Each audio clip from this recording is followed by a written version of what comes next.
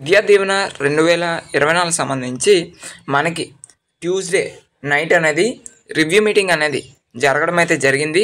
అక్కడ దీనికి సంబంధించి చర్చకు వచ్చినట్లు సమాచారం మాట. ఇంకా ఎవరైనా లైక్ చేయకపోతే లైక్ చేయండి. మనకి ప్రీవియస్గా ప్రెస్ మీట్లో నారా లోకేష్ గారు చెప్పారు, ట్యూస్డే ప్రెస్ మీట్ ఉంది, అందులో మేము ఈ యొక్క ఫీ రియంబర్స్మెంట్ సంబంధించి ఏదైనా ఒక డిసిషన్ అనేది తీసుకుంటాము ముఖ్యమంత్రి గారితో కలిసి. దానికి సంబంధించి జీవో కూడా 10 డేస్లో ఇష్యూ కూడా చేస్తామని చెప్పడం జరిగింది.